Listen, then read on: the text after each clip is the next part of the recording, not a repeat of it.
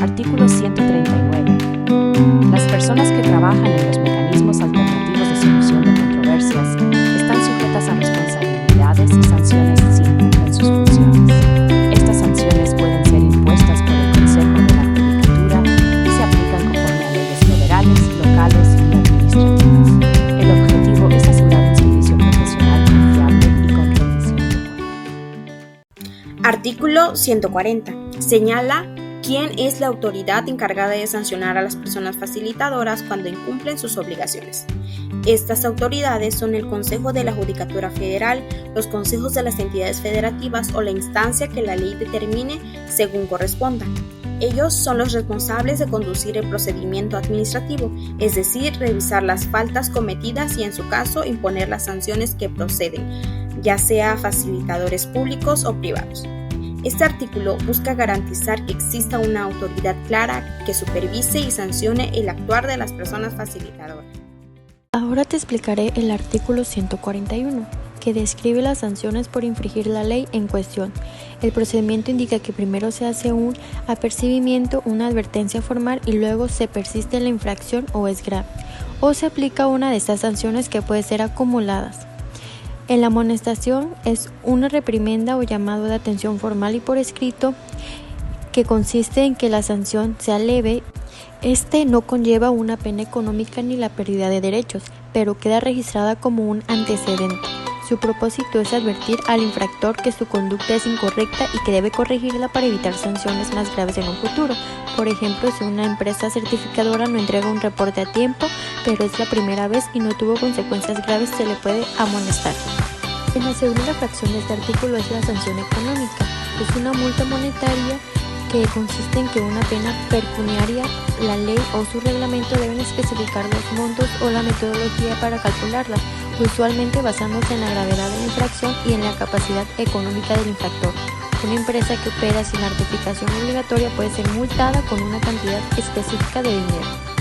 Ahora continuamos con la tercera fracción. Esta es la reparación de daños económicos, donde la obligación de compensar económicamente a las partes perjudicadas no es solo una sanción administrativa para el Estado, sino una medida de restitución. Como cuarta fracción está la suspensión de la certificación, donde la paralización temporal de la validez de una certificación consiste en que la certificación deja de ser válida por un periodo determinado. Durante este tiempo, el titular no puede hacer uso de los beneficios o de derechos que conlleva la certificación y suele aplicarse cuando se detecta irregularidades corregibles. Por ejemplo, a una empresa se le suspende su certificación de calidad por 3 meses porque se encontraron fallas en el proceso. En ese tiempo no puede usar el sello de calidad en sus productos. En la quinta fracción nos habla de la revocación de la certificación, donde es la cancelación permanente de la certificación y es más grave que la suspensión. La autoridad retira definitivamente la certificación porque las infracciones son muy serias o porque no se corrigieron los problemas durante la suspensión, así que el titular pierde completamente el derecho a usar esa certificación. En la séptima fracción y última nos habla de la inhabilitación, donde es la prohibición de realizar ciertas actividades relacionadas con la certificación por un tiempo determinado o de forma permanente. Esta sanción no se aplica a la certificación en sí, sino a la persona física o moral que cometió la infracción, ya que una persona física no puede trabajar como auditor o evaluador de certificaciones por un tiempo, y para la empresa que se le prohíbe solicitar nuevas certificaciones o operar como entidad certificadora durante un plazo. El artículo 142 de la ley señala los casos en los que las personas facilitadoras, ya sean públicas o privadas, pueden recibir una sanción. Estas sanciones buscan garantizar que su trabajo se haga con ética, legalidad y profesionalismo. Fracción primera. Una persona facilitadora puede ser sancionada si conduce un procedimiento de mecanismo alternativo cuando no corresponde a los contemplados en esta ley o en otras disposiciones aplicables. Por ejemplo, intentar resolver un caso que no está permitido legalmente por medio de una masa. Fracción segunda. También se sanciona si no queda constancia, ya sea en documento electrónico o escrito, del convenio en el expediente respectivo, o si no se entrega una copia certificada del convenio a cada una de las partes. Esto asegura que exista siempre registro claro y comprobable del acuerdo. Fracción tercera. Procede sanción cuando, por un trato subjetivo, opiniones o prejuicios, la persona facilitadora influye en las decisiones de las partes. Un ejemplo, emitir juicios de valor que hagan sentir a una parte que la otra tiene la razón. Fracción cuarta. Si en el ejercicio de sus funciones una persona facilitadora solicita, recibe u obtiene dádivas o beneficios a favor propio o de terceros, también será sancionada.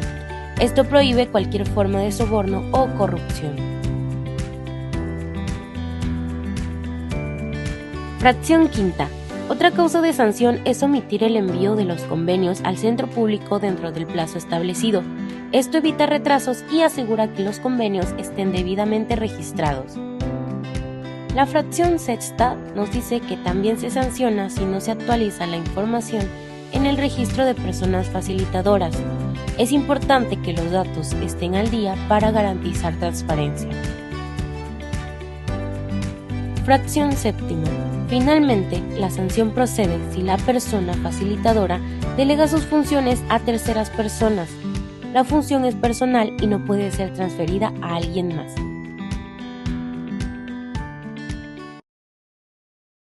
Fracción 8. Desempeñarse como persona facilitadora sin contar con la certificación vigente. Fracción 9. Representar o asesorar a las partes fuera del mecanismo previsto por esta ley, durante, año previo o posterior a la celebración del convenio y su registro, salvo a lo dispuesto en el artículo 36 de esta ley. Fracción 10. Atentar contra el principio de confidencialidad durante o una vez concluido el trámite de los mecanismos alternativos de solución de controversias. Fracción 11. No haber subsanado una prevención durante el proceso que dispone esta ley por causas imputables a la persona facilitadora. Fracción 12. Omitir explicar a las partes sobre las consecuencias en caso de incumplimiento parcial o total del convenio. Fracción número 13. No realizar los ajustes razonables y de procedimiento que en su caso requieran las partes.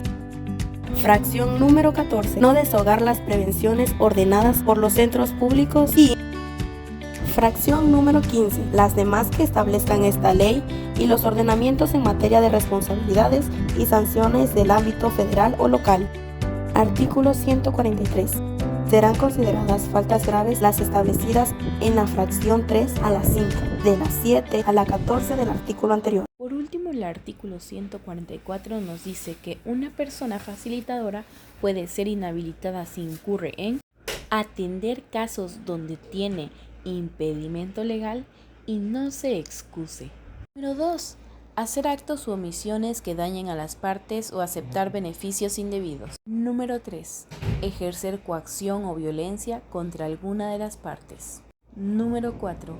Reincidir en participar en casos donde tenía impedimento sin excusarse. En resumen, el artículo busca garantizar que la persona facilitadora actúe con imparcialidad, ética y sin abusar de su cargo.